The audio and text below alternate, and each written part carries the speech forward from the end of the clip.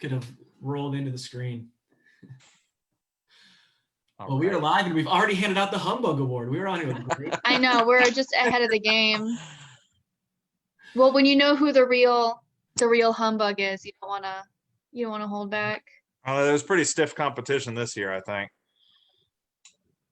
Let me get my computer situated here so it doesn't Okay, fall. we are up. All right. Excellent. Andrew will put it on to the museum page. That's right. So bear with us while we make sure we're posted everywhere we mean to be seen. You can enjoy all of our Christmassy backgrounds and get-ups. Been looking forward to this one for a while.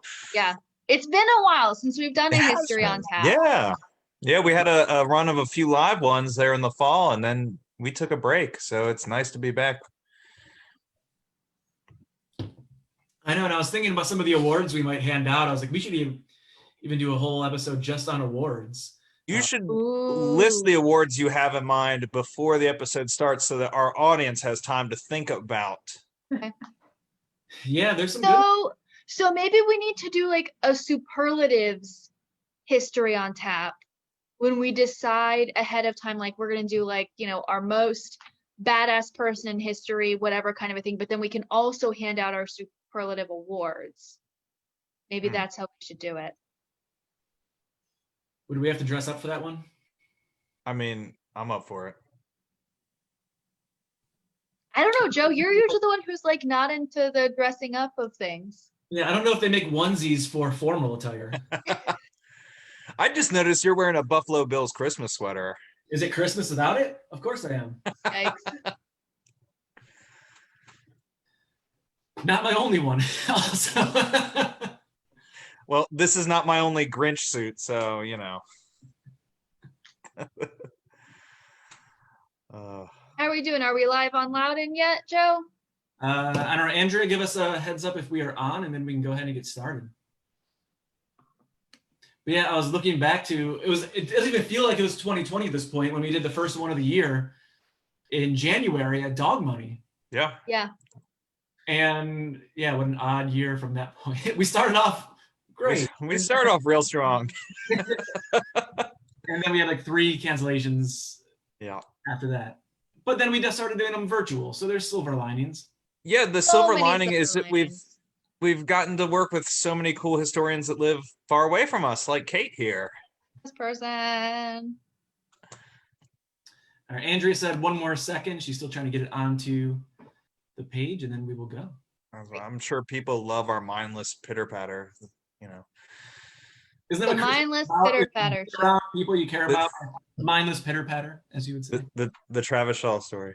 All right, we are on the Loudon Museum page, so we can continue the small talk. All right, we're good to go. Are we good to go? Yeah, let's kick it off, Anne-Marie. Do All it. Right. Do the thing. Welcome to Christmas on Tap Holiday Spectacular.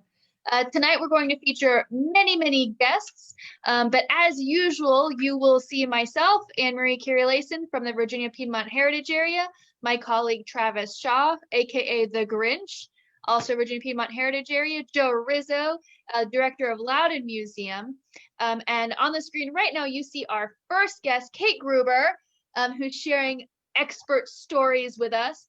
Before we kick off with some of our stories of holidays past, I just want to say that while most of our stories are Christmas related and historical stories, whatever holiday you are or are not celebrating this year, thank you for spending time with us.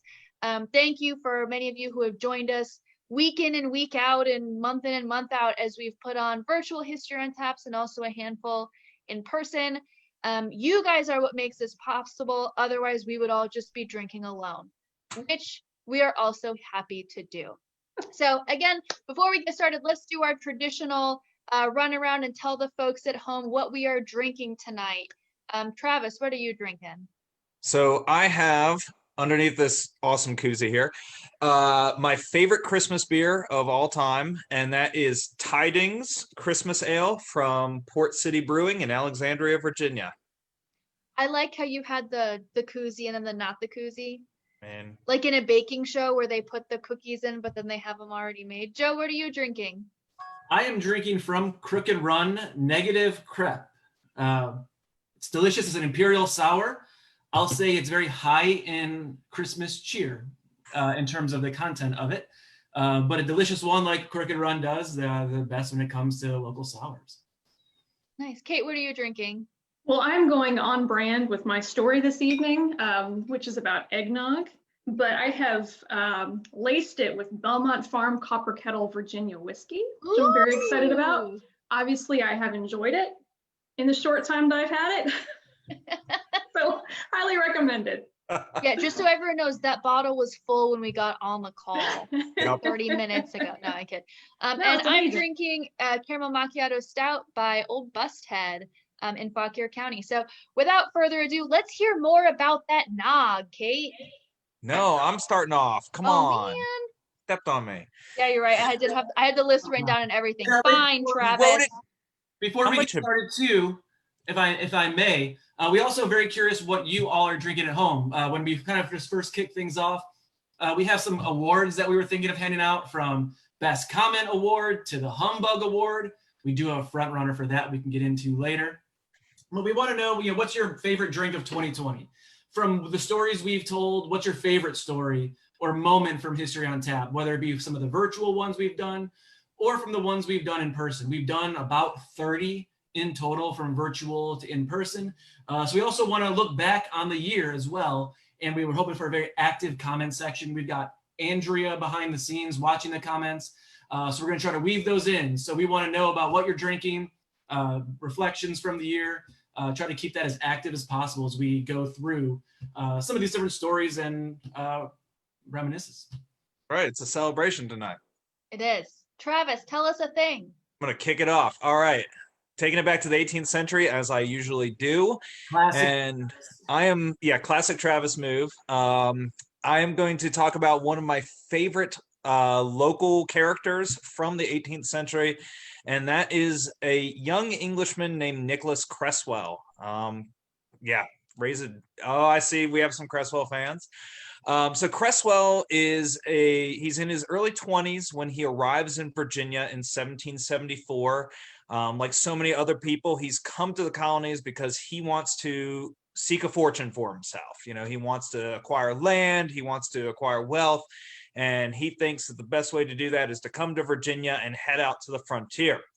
Now, why I love Nicholas Cresswell is because he leaves behind an incredibly detailed journal of his experiences in America. And he pulls no punches. He is brutally honest in everything he writes. He also has a great sense of humor. I think in the 21st century, we would refer to him as a very snarky individual. He loves to throw shade on people, which makes for a really entertaining read. It really stands out. He goes into a lot of detail about the practice of slavery. He casts a lot of writes a lot about the horrors of slavery, the hypocrisy of enslavers. He writes about this incredible trip he takes all the way out to the Ohio Valley, where he encounters a number of Native Americans and things like that out on the frontier. During the American Revolution, he is very snarky about the American soldiers who he sees. They're dirty and undisciplined, and the kind of hypocrisy of violence directed towards loyalists like himself. So it's a really eye-opening read. But the other reason I love Nicholas Cresswell is because this man was an absolute party animal. He would drink he did not need an excuse to throw a few back and have a great party. So one of the things that actually stood out to me as I was putting this together for tonight was he complains that Virginians don't celebrate Christmas. Every year, Christmas Day, he's like, Christmas not really observed in these parts. At one point, he's in Loudoun County, and he says that the only people observing Christmas Day are the Dutch, so the German immigrants, people in the area around Waterford and Lovettsville and so forth. He does note that, kind of typical for the 18th century, 12th night, January 6th, the 12th day of Christmas, tends to be the big party day. At one point, he's actually in January 6th of 1775, before the start of the Revolutionary War, he's invited to a 12th night party in Alexandria. And he kind of records some of the celebrations that Virginians have for this holiday. He talks about a large cake that they bake. They give each person a slice. As each person takes their slice, they all draw cards out of a hat. And whoever gets the king has to host next year's 12th night party. Whoever gets the queen has to bake next year's cake. Classic. Yeah, it's, I mean, kind of a fun little thing, but from there it all kind of goes downhill. And I'm going to read you a little bit of his passage here.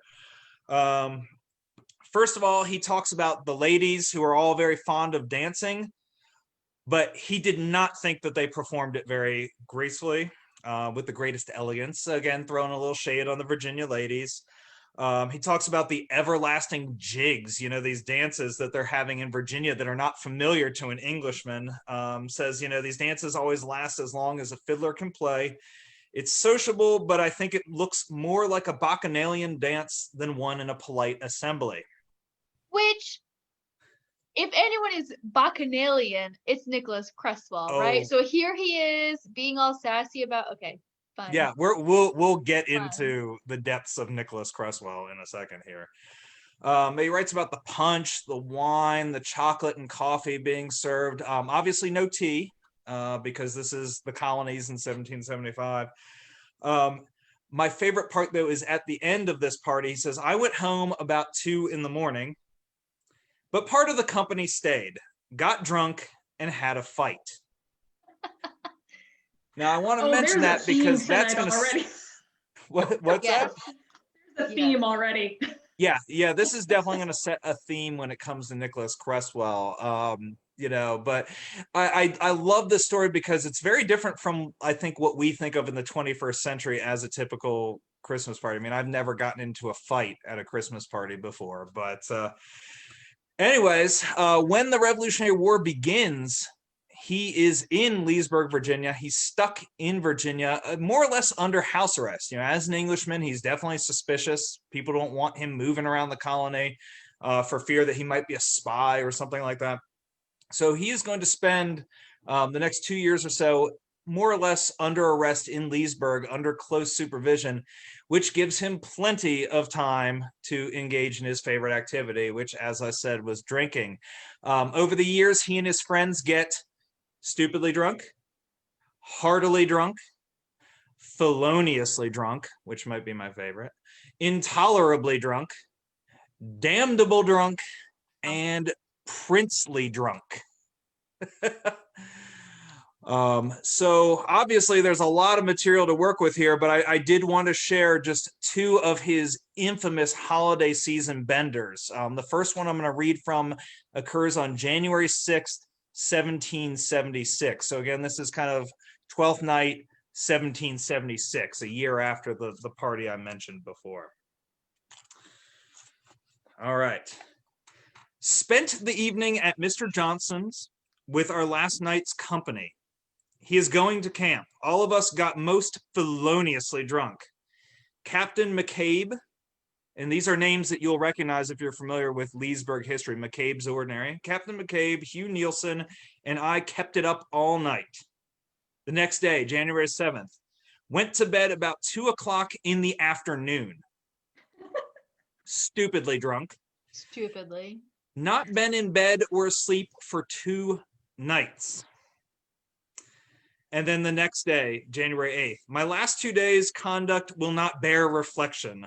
The uneasiness of my mind causes me to drink deeper when in company to elevate my spirits. Now, the thing I love about Cresswell is he'll go on these benders. I mean, that's like a 3-day drunk. But every time he writes this reflection, he's like, I'm never going to do that again. This is terrible. We've all said that. We've all been there. Fast forward to December 9th, 1776. So a little later on that year, getting ready for the Christmas season. This is probably the most epic bender in his journal. All right. This morning, I was remarkably low-spirited. About 3 o'clock in the afternoon, Mr. Hugh Nielsen came and insisted on my spending the evening at the Billet, which is like their hangout. I've spent it with a vengeance. With Fleming, Patterson, Moore, Captain Johnson, H. Nielsen, sent them all to bed drunk, and I am now going to bed myself at 9 in the morning, as drunk as an honest man could wish. Tuesday, the next day. Got up at 2 in the afternoon. Got drunk before 10 with the same company I was with yesterday. And am now going to bed at 2 in the morning, most princely drunk indeed. I saw all my companions in bed before I left them, but most damnable drunk. A fine course of life, truly, drunk every night. And it goes on. December 11th, next day, much indisposed this morning. Yeah, I'll say. I hear my pet companions and brothers in iniquity coming upstairs, but I'm determined to keep sober today. Yeah. Not today. Determined. Yeah. Sure enough, the next night, December 12th, last night was the worst we have had since we first commenced the trade of drunkards. Mr. Kirk and P. Cavan joined us. We instituted a foolish society by the name of the Black-Eyed Club. Nice. I was president and Mr. Moore secretary. All of us got most intolerably drunk. This is the first day I have had any time for reflection this week. Uneasiness of mind first engaged me in this last debauch. Good company induced me to continue it, and now bitter reflection, an aching head, a sick stomach, a trembling hand, and a number of disagreeable concomitants that are annexed to this detestable vice causes me to quit the pursuit. So, let's raise a glass to my favorite 18th century party animal, Nicholas Cresswell, and to the Black-Eyed Club. And please, everybody out there, celebrate responsibly. Don't be a Cresswell this holiday season. Yes. Cheers. He straddles a fine line between the Humbug Award and the Christmas Spirit Award. I mean, yeah. He goes back and forth. I didn't tell the story. There's one where they get so drunk that they set the house on fire 3 times and break their friend's leg. So, As you do. Just normal stuff. It happens. Bro like stuff. that Bro sometimes. Your stuff. friend could then play Tiny Tim. I also would like to suggest a remake of like Snow White and the Seven Dwarves, but with the 7 different kinds of drunkenness, right? There's princely, there's damnable, right? Felonious. I would. Felonious is playing a saxophone in the back somewhere. Smoky room. And Travis, I'm glad you brought up a cake again, as people in the comments section are pointing out. One of the biggest leaders in terms of story of the year was Eagle Cake. Eagle Cake. Yeah. The comment section is buzzing with Eagle Cake once again. You really left a mark with that cake. Another holiday, actually, bringing cakes. Yes. 4th of July. Here's hoping in 2021 we can reinstitute the Black-Eyed Club. So. That's what Here. we need. Here. Well, I'm going to hand it off to Kate Gruber for another tale of some drunken shenanigans. Yeah, you really set me up. The Grinch set me up really well. Like I said, there's a theme. So we're going to jump ahead. I like that you ended in 1776 because now we're going to 1826. So kind of that tail end of like the long Revolutionary era. Jefferson has passed away. Adams has passed away. So 1826 is kind of that bookend year. So it's 1826. Picture the moment. You're a cadet at the prestigious West Point Military Academy. It's 4 a.m. on Christmas morning, and you're standing at attention in the back of your dorm room with a hat over your face because you've just ingested a gallon of whiskey, and you think that if you can't see your commanding officer can't see you. And therefore, that right there is just part of the, how do I want to say it? The flawed logic of what becomes known as the West Point Eggnog Riot of 1826. So without further ado, we're going to get into it. It's such a fun story. So backing up, the West Point Military Academy in New York, it's established in 1802 by Thomas Jefferson, but it originally wasn't that elite and prestigious school that we think of it as today. None of that really started until about 1817, when a man named Sylvanus Thayer becomes superintendent there. So before Thayer gets to West Point, There's really not much academic rigor going on. Students were like wildly out of control. The previous superintendent seemed to have some issues. I read at one point he thought all the professors were out to get him, and so he had them all put under house arrest, and he was trying to run around teaching all of the classes himself. So that gives you an example of just how not West Point really was in the early part of the 19th century. So Thayer gets there in 1817, and he has a lot of work to do. Thayer's from Braintree, Massachusetts. He's the valedictorian of his class at Dartmouth. And then he himself went to West Point, and he graduates in 1808. So to bring this around to Virginia, I know these are supposed to be local stories. All roads do lead to Virginia. Thayer actually ends up during the War of 1812 directing the line of defenses and the fortifications at Norfolk. So there is a little Virginia connection here too. He does such a great job. The US military sends him to the École Polytechnique in Paris for 2 years. Apparently, Parisian militaria was like the pride of the European world at the time. So the US government sends him there to buy books and maps and to spend some time learning military tactics at that school. He comes back and he's put in charge of West Point. So all of that to tell you, he's a very serious military man. He has some very serious changes he's trying to make at West Point to bring the reputation really out of the gutter, because it's bad. And so to do that, one of the first things he does is he institutes these really, really strict rules and code of conduct for the cadets. So among other things, he comes up with the very famous demerit system. That starts with Thayer in 1817. He removes any kind of like class bias. He doesn't allow any students to come in with any of their own money. He doesn't allow students to receive any money from home. So it kind of breaks down this class structure that was really inherent at West Point at the time. Students cannot leave campus. They have to take all of their meals in the mess hall together. And he prohibits, no ifs, ands, or buts, smoking, gambling, and drinking. I know. Boo! But What wait, a Grinch. yeah, that's Now the we found the humbug house award. Yeah, humbug award. Humbug award.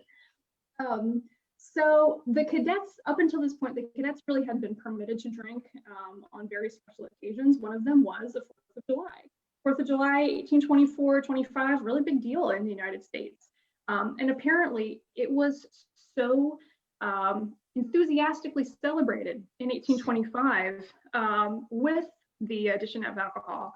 It was so bad that Thayer says, nope, no more alcohol for you at all. And so July 4th, 1826 comes and goes, no party, no alcohol, no incident, right?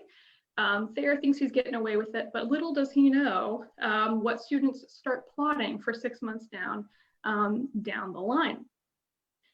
So Thayer says, okay, guys, it's Christmas. You're still getting your traditional eggnog. Eggnog is a very, I guess it's very well entrenched in the Christmas celebrations at West Point at the time. But guess what? It's going to be dry. No alcohol for your eggnog. So sorry, but that's what you get for taking advantage of it last year at 4th of July, apparently. So in 1826, there are about 260 cadets at West Point, and some of these cadets are living in the North Barracks. And about 9 of them decide that, you know, they're just going to have to smuggle their alcohol in if they really want to have the party that they want for Christmas, as you know, as you do. This is a very all-American story, I think. So they decide that they're going to smuggle in some alcohol and they're going to have their own little party to end all parties. So on the evening of December 26th, 3 cadets get in boats. They bribe the officer on guard duty at that evening. They give him 35 cents to keep his mouth shut. A whole 35 cents, which I read somewhere is like $3 today. So hope it Yeah. Here's a cup of Make coffee. it You rain. know? That's right. So they bribe the security, the guard on duty. They get in a boat and they cross the Hudson River to go to a place called Martin's Tavern, where they get themselves like riotously drunk, and then convince the tavern keeper to sell them gallons of whiskey to take back to West Point. So these guys are at one tavern getting drunk and then buying whiskey to bring back. And then there's another group of guys at another tavern getting rum to bring back. So they make it back to the North Barracks at West Point, and the guys with the whiskey, they take their whiskey to room number 33. The guys with the rum take their rum to room number 5. There they hide it in their footlockers until the planned party, which is the evening of Christmas Eve going into Christmas morning. That's the traditional party time, getting super drunk and having a lot of fun and drinking before revelry on Christmas Day. So Thayer's not an idiot. He kind of knows something's going to go down. So he puts a guy named Captain Ethan Allen Hitchcock on alert in the North Barracks and basically says, hey, spend the night Christmas Eve, keep your eyes and ears open for anything that's going to happen. You're in charge. Meanwhile, Christmas Eve, Thayer goes and has his own party with wine and alcohol and all kinds of other, hypocrite shenanigans. So he's doing his own thing, having his own party, and puts poor Hitchcock in charge. So Hitchcock is sleeping, and numerous little parties start popping up in on various floors, in various dorm rooms on various floors of the North Barrack at West Point. But it's really the noise from upstairs in room 28 that wakes him up at around 4 a.m. because he had fallen asleep around midnight because he's like, nothing's gonna happen, I'm fine. He just dozes off. So 4 a.m., room 28, what the heck is going on? Hitchcock barges into room 28 and he finds 6 drunken cadets in the room and 2 more that are described later in the court-martial as sleeping, which means passed out drunk. So he says, okay, stop drinking, put it all away. Everybody goes back to your room. I'm going back to my room as well. Good night.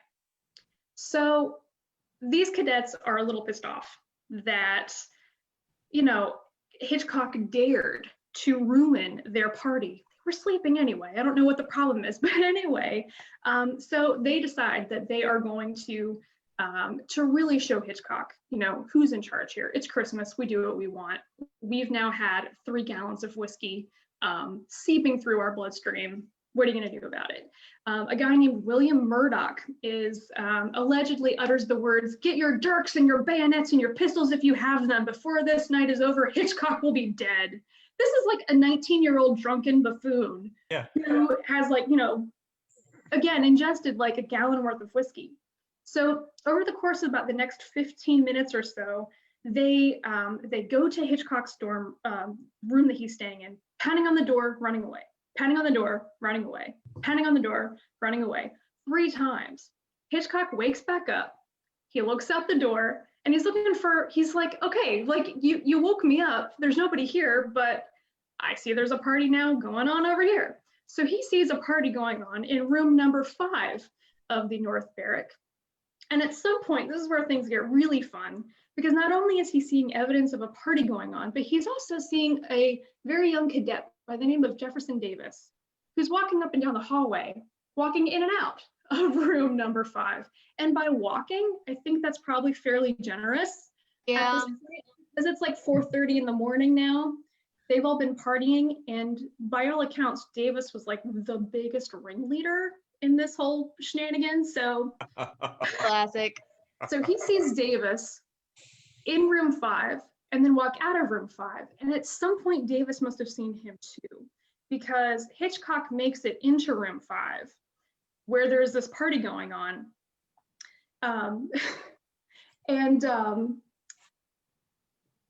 So this is what's going on in my, what happens is that Hitchcock makes it into room number 5.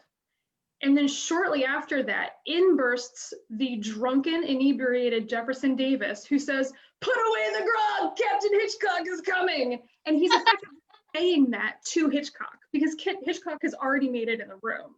And it's just one of those stories where, I just wonder what everybody else in the room is thinking. Like, he's behind you, He must have just broken, not even seeing Hitchcock standing right in front of him. This is like every bad college movie ever. Yeah. Like, this is Animal House 1826. Like, it is. Everyone has experienced this, right? So I think that this is the room that when Hitchcock barges in, he sees drunken cadet thinking like, if I can't see him, he can't see me.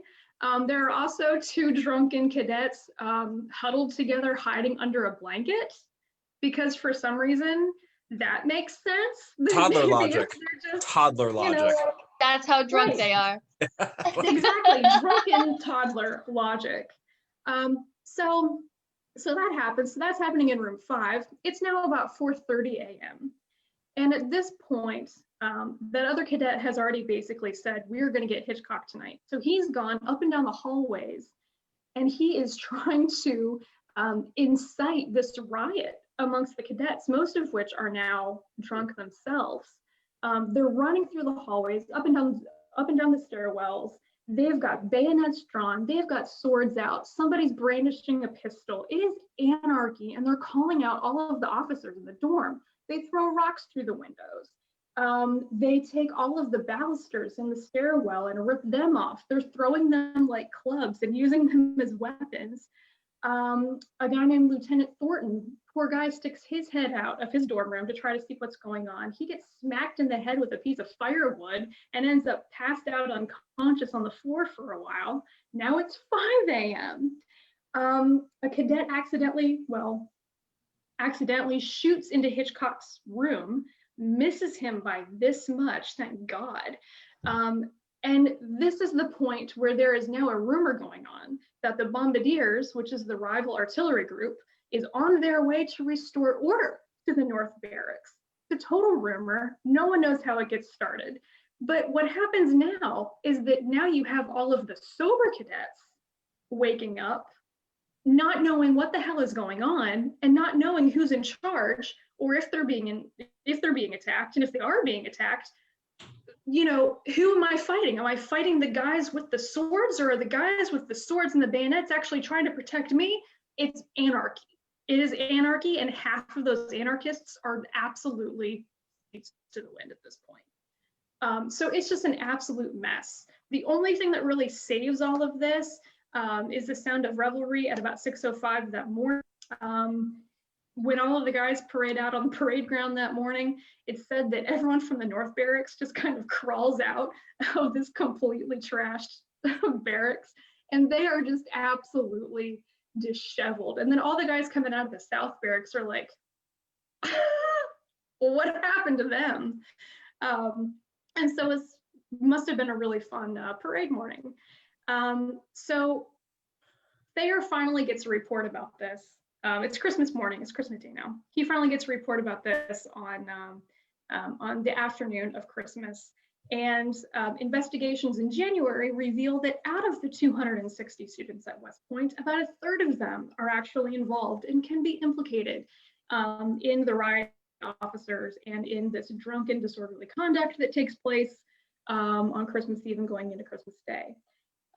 Thayer realizes they can't expel a whole 1/3 of the school. He has spent pretty much his entire career up to this point restoring the reputation of West Point, trying to make it that prestigious military academy that the United States really needs at this moment. And so he decides he's going to go after the ringleaders. He ends up expelling 19 cadets. You can read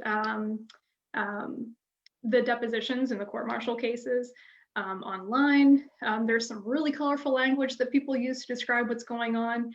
Oddly enough, Jefferson Davis is actually not implicated anymore than his original arrest on that night. I guess I left that out. After he drunkenly shouts for everybody to put away the grub because you know who's coming, he's arrested on the spot, and Hitchcock says, go back to your room. He essentially just passes out and stays there the whole night, which is the only thing that saves him from sheer embarrassment. And I like to think that Jefferson Davis is like the dweeb at the party who like keeps trying to get in, you know, and everyone's like, just go away, Jeff. And like he's like drinking people's empties or something like that. So, you know, like when I don't know.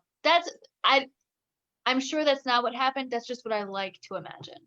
I think you're right. And somebody, when I was reading about this, one historian made the comment that him falling asleep that night, AKA passing out drunk, was probably the best thing that could have ever happened to him. Yeah. Because, you know, had he have gotten expelled from West Point, Yeah, no Secretary of War, no No Mexican War, Secretary of no War, President of no- the Confederacy. Yeah. Absolutely. Wow. So one of the most incredible legacies of the eggnog riot is that they actually end up tearing down the North Barracks. They don't Wow. want, so not only was it just completely in shambles after this riot inside the building, but they don't even want any memory of the riot to exist on the landscape at all. It's like, nope, we're done, total it. That's how you know it was a good party. Yeah, That's right. right. When you, There's no when coming you back have from to- that. Right, like when you ruin a piece of the landscape, when you ruin built structure like that to the point where it's like we can't even psychologically come back from this. Right. Like, we just have to burn it and Cresswell, start over. Cresswell might have set a building on fire 3 times, but no building was condemned because of his drinking. So that In the so bar, many ways. there's a new That's bar. a pretty high bar. Yeah. Yeah. The thing I love about both of these stories is it just shows that years may come and go, but the stupidity of young men with alcohol is universal. It does not People are matter people. what century Amen it to that. is. I I'll like drink to to think that. I like to think this is where these immortal words were coined. You've got to fight for your right to party. Cheers to that. And as several people in the comments section have pointed out, we all have some college stories. Oh yeah. Century it is, as Terry pointed out, college leads to some foggy mornings and some pretty good stories. And as Drew and Chris are mentioning, yeah, Jefferson Davis, maybe some telltale signs that he gets into trouble.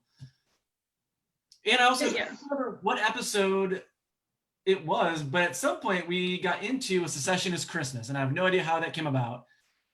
But Jefferson Davis might win the secessionist Christmas award. Might. And as Chris New also points out, generally agrees with fighting the people with the swords over those with the firearms and bayonets.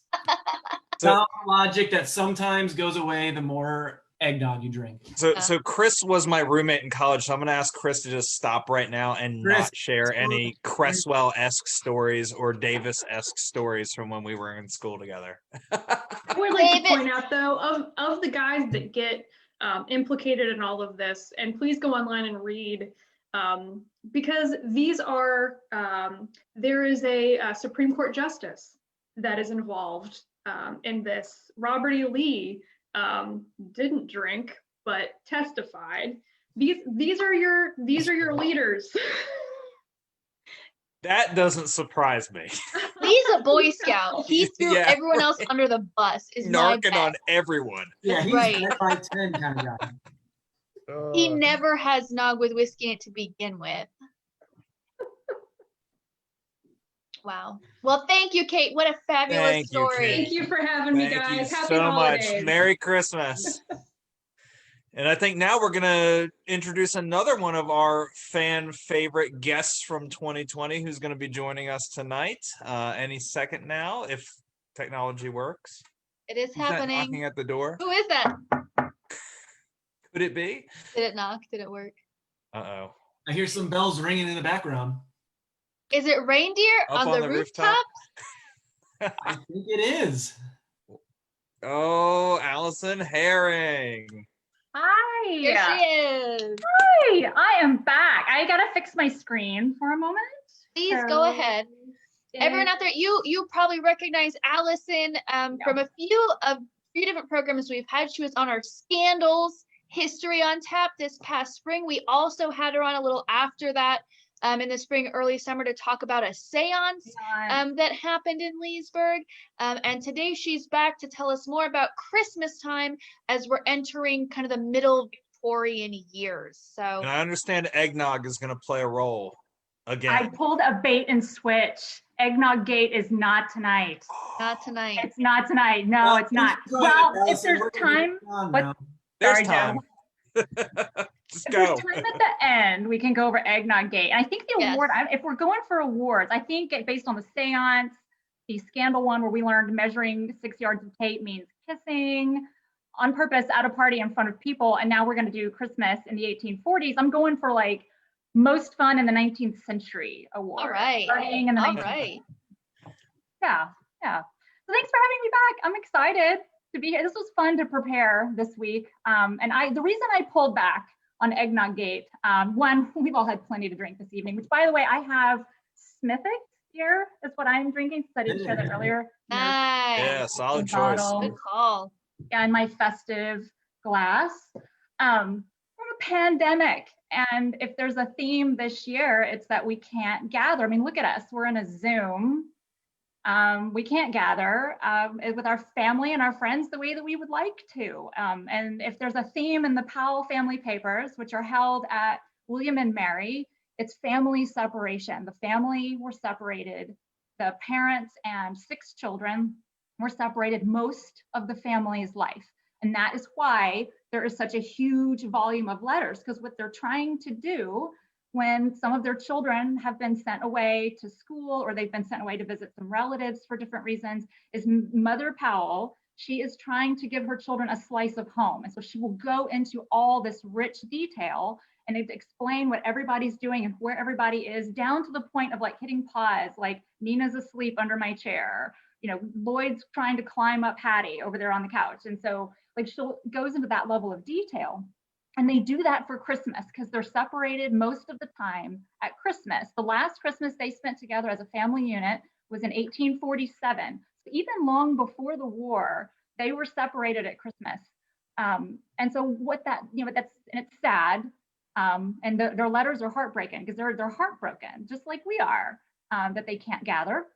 But what the legacy of that is that they leave us this detailed window. Like we can feel like we're trudging up through the snow in Loudoun County, because I know y'all are covered in snow right now, and just peer through the window and watch Christmas unfold like some kind of a movie with the detailed letters that they leave behind. So the number of letters that mention Christmas that I've counted up that I've been through so far is 31. So if the average letter is 4 pages a piece, we've got 124 pages of Christmas in the Powell family papers. For the Loudoun crowd, the Powells are Charles Levin Powell, his wife, Selena Lloyd Powell, and their children, Rebecca, Hattie Lloyd, Minna, Charlie, and Nina.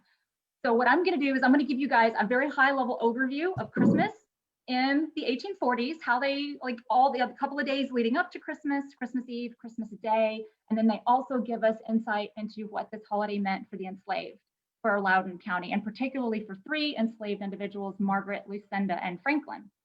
Let's dive in. So Christmas for the Powells in the 1840s was a big deal. It was a very big deal, at least for the Powells. So they were elite people, almost aristocratic in Loudoun County. They were wealthy, and they also were Episcopalian, and a lot of their social crowd are the St. James Episcopal crowd. And so for that group, Christmas was a very big deal, and they talked of little else for the whole month leading up to Christmas, just like we do today. And Mrs. Powell talks about that even when she's running the school in Winchester, like, I have heard nothing else but Christmas for the past 30 days. It's driving her crazy because Christmas for her was a stressful time. Like Christmas can be a stressful time for lots of families today. It really wasn't that different in the 1840s. In fact, it was probably more stressful. They called it Holy Day, or I'm going to travel for the holy days. So today we say holiday, and that's, I've lost the word for it, but that's a form of that. And they will say holiday every now and again, but most of the time they say holy day or holy days, like the girls are going to travel for the holy days. You know, I think what's driving so many, because this is going to sound like something out of a Christmas Carol. It's going to sound like 'Twas the Night Before Christmas. The Christmas Carol was published in 1843. And A Visit from St. Nick, which we know as 'Twas the Night Before Christmas, was published in 1823. And so I think that is what's helping to inspire a lot of the way that Americans are celebrating Christmas at this time, particularly in Loudoun County. They love to gather for the holidays. So gathering's a big deal. So family who are around gather. They'll have a big party. They'll have a ball. Balls are common at Christmas. Leading up to Christmas, they decorate the church. Hattie loves to do that. So shout out to the St. James Episcopal Church in Leesburg, because we know, what's up, y'all? We know how they decorated it for Christmas of 1849, because Hattie shows up and she leaves us this rich description that they hung a star over the pulpit So somebody's up there teetering on a ladder, and we know who that is. It's Mrs. Marsh. She's up there teetering on the ladder, and I'm not sure who she was. She had two sons. There were two young men named Marsh who lived in Leesburg. They were teachers, and this may be their mother visiting, who's now climbed a ladder and is hanging the decorations. Below that, they hung the letters JHS, which spells out a Latin phrase, which in English means Jesus, Savior of mankind.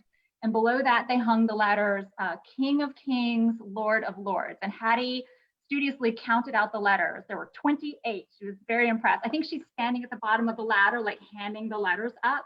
But oh, they had a problem. When the letters got up, some of them were reversed. Oops.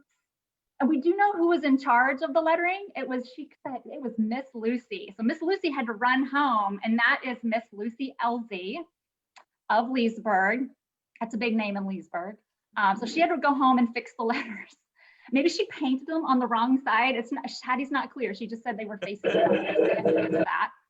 But she said that they worked for 7 hours. She showed up at 10 a.m. and they worked until 5 p.m. getting the church decorated. She was excited to be a part of that. Things really began to kick off for Christmas by Christmas Eve, though. So the fact that I've got a tree up and I got some angels over here and a stocking, like that would confuse the Powells, because they would be like, it's December 18th, weirdo. Like they didn't really start until Christmas Eve. And then, like you all have already mentioned, would celebrate for several days after that. They don't mention if it was 12 or not, but it just continues for like, feels like a week and a half after that. So on Christmas Eve, that's when they start arranging all the gifts around the table. Bet you thought I was going to say tree. They never mention a Christmas tree in all of the letters, and it's glaringly absent. Now we know the tree was becoming more popular at this time, but it must not have caught on with the Powells, that, or they didn't have access to a quick evergreen tree out back. I don't know what the logistics of that were, but they don't mention a tree. So what they use is a big table in the parlor, some piece of furniture they already have, and they arrange all their gifts on that. And so the way this worked was you were supposed to find your moment in the evening to go upstairs, get your gifts, come down and arrange them around the table. Every parent knows the challenge right now is now you've got to keep the kids away from this table. So Nina and Charlie, Travis, you have no idea what I'm talking about. This has been my day today. Like, you have no idea how real this is to me right now. So touching. So somebody has to be put in charge of little Charlie and Nina in another room to keep them entertained so they don't come barging into the room to disturb all of the gifts. Also on Christmas Eve, they hung stockings round the bureau. Bet you thought I was going to say chimney. No, I think that's a fire hazard. Like, this is, okay, my fireplace is not lit right now for my dad who's watching. He's like, I know she does not have a stocking hanging. It's not lit. It's just there for effect. Being safe. So they were hanging stockings around the bureau, and these are legit stockings. So they start to get very heavy, and they will talk about how weighted down they are because they're putting heavy stuff in there. You know, because you were supposed to find you had your stocking stuffer. So just like your gifts, you find your moment surreptitiously in the evening and go in and put your stocking stuffers into the stockings. And those would include things like apples, a lemon. One year Hattie got a lemon. Citrus fruit was a big deal. You might find a corn cake. If you are Uncle Fred, you might find a switch in your stocking, which Hattie Powell put in there one year. And when Uncle Fred digs deeper, he's going to find 2 frozen potatoes that little Charlie and Nina put in there, which I'm like, frozen potatoes, it's just a rock at that point. Like, how long does that take to thaw out before you can actually eat it? I know what I'm doing to my daughter this year. Frozen potatoes. Frozen potatoes. Frozen potatoes, lemons. You heard it here, folks. I'm I heard you like oil. frozen. I bet you like frozen potatoes. Just be like, you know, it's a history Christmas this year. For those of you who can see family, yes, frozen potatoes, a little apple in there. One year Hattie got a rosebud. It'd be interesting to see how that would go over with my nephews. Here's your flower for Christmas. Anything goes this Christmas. Like, this is like the perfect out for parents that don't want to put up a tree. It's like, just throw the gifts under the table. We can, you know, write it off as a historical moment. Yeah, Put your I don't stocking, know. yeah. The post office lost it. I don't know. We all have so much drama this Christmas. Yeah. So then Christmas night, the fight becomes just like today. You got to get the kids to go to bed, and Nina and Charlie are not having it. They're so excited. They don't want to go to bed. Eventually, even after you get them in bed, they are up at 5 a.m. and they are running down the stairs by moonlight. But there's a rule: you can't open any presents. So they will go back upstairs. You can't open presents until everybody else is down. So problem solved. They're going to go upstairs, bang, bang, bang, and get everybody up and drag them downstairs. At 5 in the morning, they emphasize for them to be able to open their gifts. So the children got things like toys and books, and got a lot. I mean, for the Powells, they would get between 12 to 15 gifts a year. So it was kind of just as commercialized to now, I mean, then as it is now. Christmas morning, that's when they would open their gifts. Other gifts like the adults would get, they got a lot of books. So like most of the Powells will list out inventory style, all the gifts they got in these letters. So it's like a full study of what these people were giving each other for Christmas. They would make embroidered bookmarks for their friends, like pretty elaborate embroidered bookmarks for their friends. You might get a new bonnet, mittens, buckskin gloves, a penknife. The boys always get knives, which Mrs. Powell is not happy about. Uncle Fred does not check with her. So Charlie and Lloyd have more knives than they know what to do with. Because I feel like Knives, they get the boys. potatoes. It's like a total uncle move too. Like, Fred. Give them knives. yeah, they'll be fine. Kids, they'll love it. Charlie got his big sister Hattie prunes one year for Christmas, which apparently was not a terrible gift in the 19th century. Like, Oh, no, I might throw my brother out of the house, but okay, they got prunes. So then they would go to church on Sunday. It's been decorated by Hattie, and she's probably in there all proud about what she did. And she's telling people there's 28 letters. Miss Elsie might have messed up one of them, and now she had to go back and fix them. Then they would come back and have dinner, and their dinners sound not terribly dissimilar to ours today. They would have a big turkey, venison, salsify, that's a root vegetable, potatoes, and what Lloyd called rich, old-fashioned plum pudding. So if you thought plum pudding was old school now, he was calling it old school in the 1840s. Jelly, sponge cake, little hat tip to the cake theme, and eggnog. They enjoyed eggnog, and they would spike it with brandy. And then there would be the weather. It's usually snowy, or very often it was, because they described they would love to go ice skating, which makes me nervous because they were always out on some pond or frozen river. They made it, don't worry. They just had to tie some of those knives to their shoes, you know? Yeah, I Got mean, all those. That's an excellent idea. Excellent way to use those. And they always describe the sleigh bells. Sleigh bells were it's not just on the Victorian Christmas cards. It's not just in the Christmas songs. Like, they put bells on their sleighs, and they would talk about as late at 9 o'clock at night, you could hear the sleigh bells in every direction. Which is hard to tell if they're saying that like it's 9 o'clock at night and you can hear sleigh bells in every direction, or if it's cheerful like it's 9 o'clock at night and we can hear sleigh bells in every direction. So it does. I mean, that's a high level overview of what Christmas looked like in the 1840s in Leesburg and Loudon as a whole. Not terribly dissimilar today. And it does sound like Was the Night Before Christmas, which they would recite. They loved it, or A Christmas Carol. But this wasn't the Christmas that a lot of the people in the Powell household had. They enslaved about 20 people at any given time. There was stress caused by this at Christmas time. And so that's how it comes up in these Powell papers. And I've decided to focus my last minute or two of remarks on Margaret, Lucinda, and Franklin, because each of these enslaved people are being leased. And the holidays created the most upheaval and pain and distress for those who were being leased, because these labor contracts in Virginia, and particularly in the Powell papers, who I can speak mostly just to these, the labor contracts were on an annual calendar basis. So in general, so Margaret was somebody that they enslaved. She was a young woman, probably hailed from Llangollen, so she was from Loudon. She was leased out generally on or about January 1st or 2nd. Through about December 23rd or 24th. So the people who are leased out are generally back at their enslaver's home for the holidays, so for Christmas. And that means a couple of things. It's tempting to think, oh, like Margaret's probably getting excited. She's coming back to the Powells and back to an enslaved community at the Powells that are a community of her origin. So it's probably some sisters, cousins. Strong circumstantial evidence indicates that the enslaved people that Charles Powell had came from Llangollen. So these are people she's probably known all of her life. But Margaret had tension with the Powells. I think she was passive aggressive as a form of rebellion, and I say good for her. But the stress, that's why she was being leased out. Mrs. Powell I'm not dealing with this.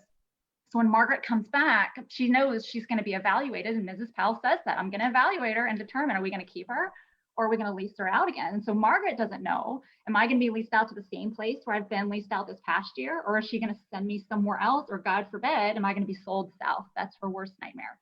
And so the approach of the holidays created a lot of stress and angst, heartbreak, probably depression, trauma. You can only imagine what this was like. It's a worthy thing to try to put yourself in their shoes to try to envision this.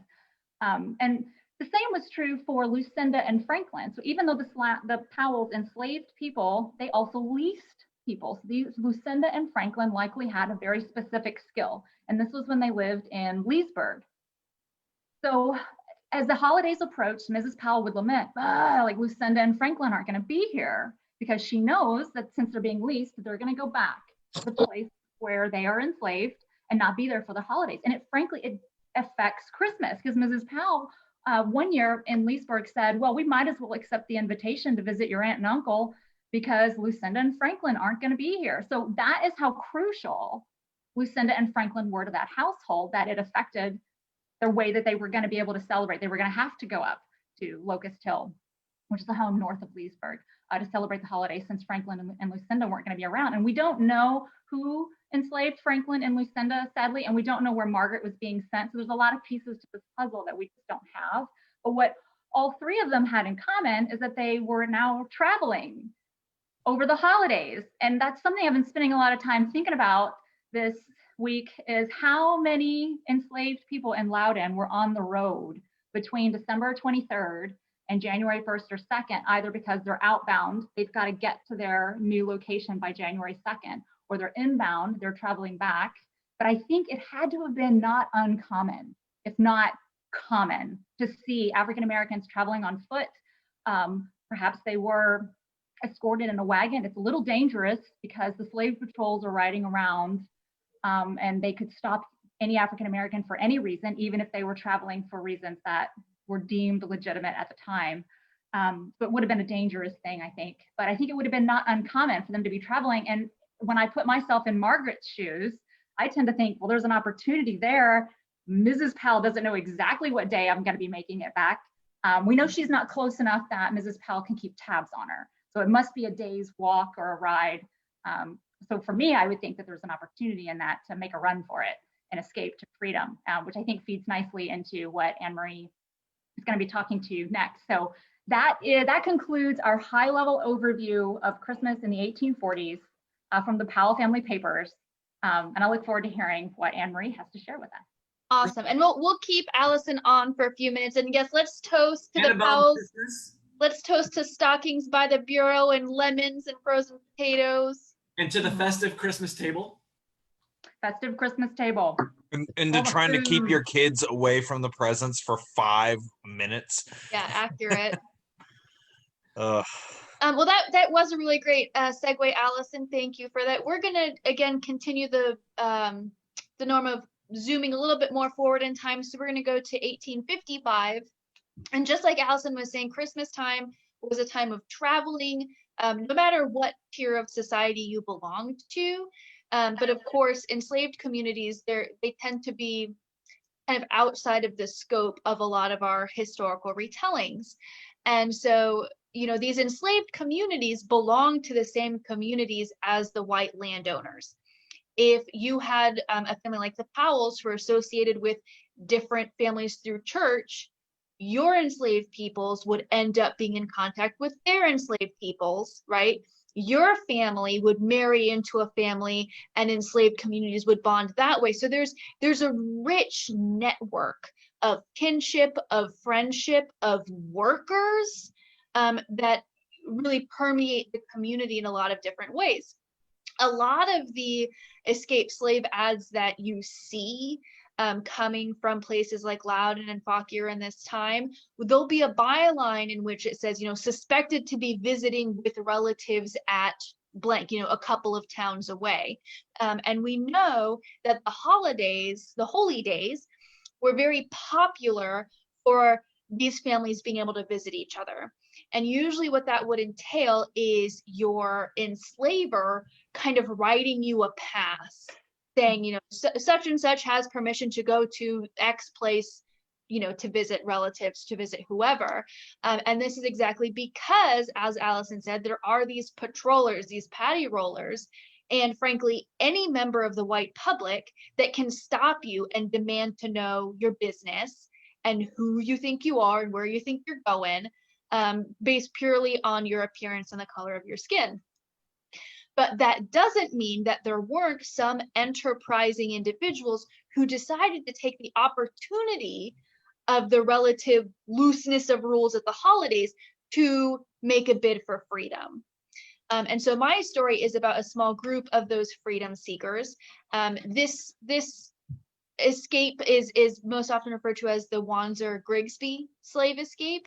And it's a group of originally 6 individuals from the Loudoun-Fauquier border, kind of that Aldi area down along Route 50, Landmark Road, where again, you had these neighbors and their enslaved peoples were related to one another, married to one another, worked with one another, and together across these barriers of ownership, hatched a plan to escape on Christmas Eve of 1855. So on Christmas Eve of 1855, we have 6 of these individuals gathered together. We have Barnaby Grigsby and his wife, Mary Elizabeth Grigsby, who were enslaved at separate plantations. Mary Elizabeth's sister, Emily, Emily's fiance, Frank Wanzer, and then 2 other individuals who belonged to a 4th enslaver who also were along. So again, it's 6 individuals spread out, across different territory, different connections. And what they do is they all get into this wagon together. This wagon, it's like a general merchandise traveling kind of a wagon. And Frank Wanzer decides that he's going to be the one who's going to drive them. Both Frank and Barnaby are recorded as being mulatto, meaning that they have European ancestry in addition to African ancestry. And Frank himself, he's like blonde, strawberry blonde. He looks very white. So the plan is that this white looking man will be driving these enslaved peoples to and from as a holiday thing. It'll look pretty normal. They should be able to fly under the radar, at least giving them time to get up across the Potomac River and headed north. Their main goal, of course, is to get to Canada, and they're going to take advantage of a pre-existing route along the Underground Railroad to get at least to Pennsylvania to hook them up to the next stop. They managed to get across the Potomac on Christmas Eve of 1855. They crossed at Edwards Ferry. While the ferry was owned by a white enslaving family, the ferryman was a free African American. And he was known to be someone who would shuttle freedom seekers across the river. So that's one, piece of knowledge that we have.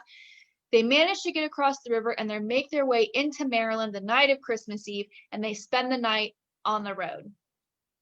They're good to go. They're headed north, but by Christmas Day, they're up against it.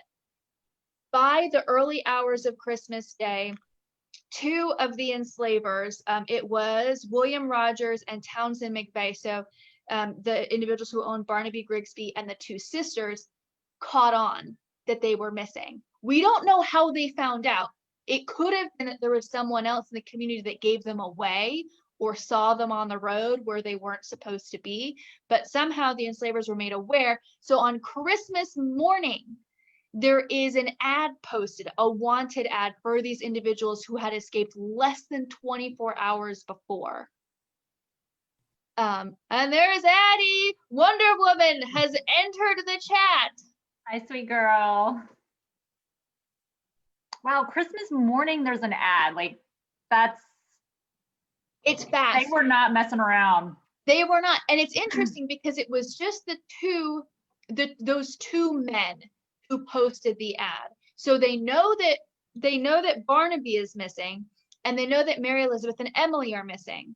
And in the ad, it just says they are probably traveling with others, something to that effect. So they have an inkling that there are other individuals involved, right, in this freedom seeking escape, but they don't know who, and they don't know, the names of those involved.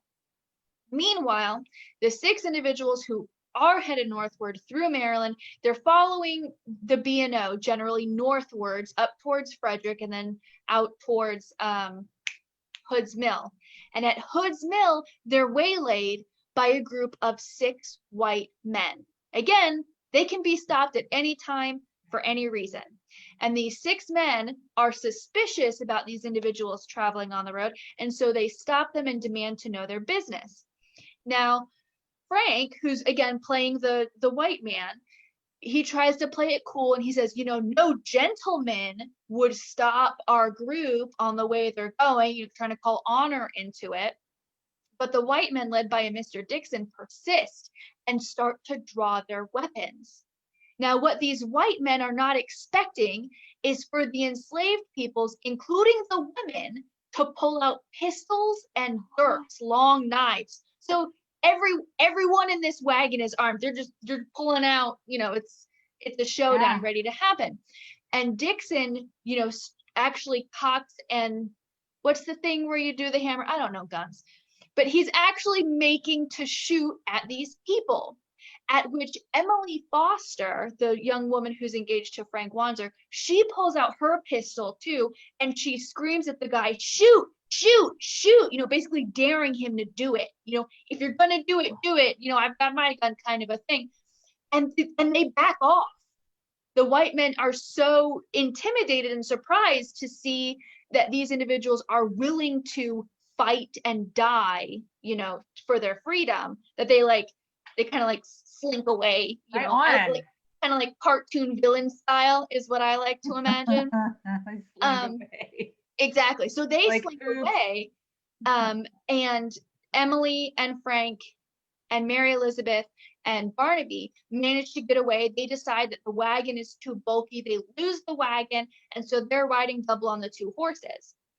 But behind them are those other 2 enslaved peoples who had come with them, who apparently were far enough behind to be out of earshot of what just happened.